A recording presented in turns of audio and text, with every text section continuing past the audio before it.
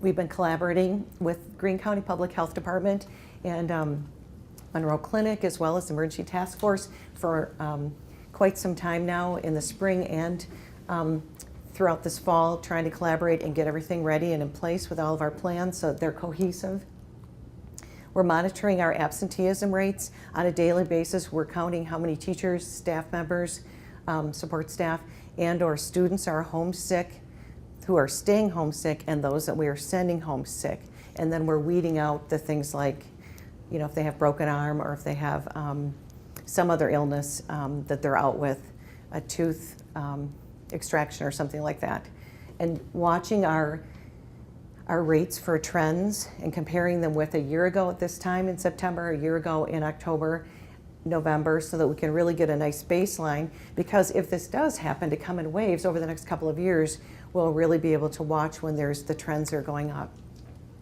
I know it's not very fun for the secretaries and taking all of those phone calls, but for the nurses and for us, it's kind of fun stuff, you know, watching the data and then making the little graph, you know, go up or down.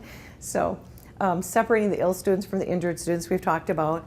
One of the big things is in the spring you saw a lot of schools closed, and that was for mitigation or separation purposes. What they discovered at that time was that either schools weren't closed long enough, they were even, you know, just closed for a couple of days, or that so many people had already been exposed that really wasn't helping. So if at all possible, we're going to try not to close schools and instead keep the sick people home, because closing schools is so disruptive to society on so many levels, because of the food, the child care, and it causes a lot of burdens on society. So we're going to try not to do that unless for some reason we have really high rates of teachers and or students that are missing. And then there's a whole other ball game, because then you have to figure out how do we educate these kids during that time. So there are some short-term and long-term plans in place and developing all the time across the nation for take-home packets, educating people on the cable channels or through the internet, all of those different resources to be able to keep education going. Also, our staff has been great about helping us screen. If they see a student that's not their normal self in the classroom, they're sending them down to the health office and having them checked out. I mentioned before that we're working closely with public health, and it's been great, because I know that we are very lucky that we've had extra time to prepare. Unlike Milwaukee and New York and all of those places, we're able to glean all of from the experience from all of them, and of course put measures into place so that we're prepared. So we're very lucky that our little corner of the world has been basically, I don't want to say untouched, but we've been very lucky so far. So, but we've prepared really well for it, and we've talked to the people about hand washing. Notification of school dismissals, if we were to have some type of dismissal, would be, we have a new system in place called Alert Now, which is a telephone call. So each family would get a telephone call to their phone with a message. Also, there's an email message, and there's a text message. I don't think we're Twittering anybody yet, but I think we're doing those other things. So one message, and then simultaneously it goes through those processes so that we can alert parents for whatever reason, if it were some other type of emergency as well.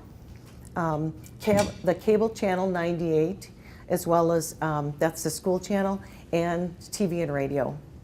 So coordinated efforts between the schools and community helps reduce the spread of infection.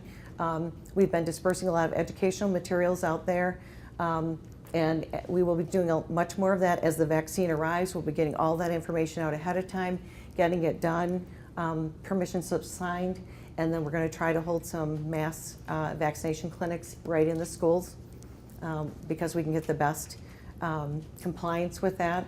And we're very excited and happy to know that we think that only one shot for ages 9 and above.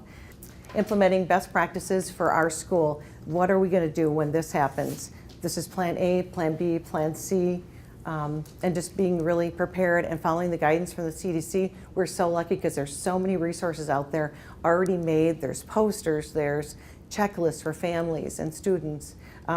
There's great resources out there, so we're really lucky that that they've been planning. There's some of us that have been talking about pandemics for years, because we know that it's not if another pandemic comes. We know that another pandemic will come down the road. As you know, we've had 4 in the 1900s. So 1918, 1957, 68, I think, and then 2009. So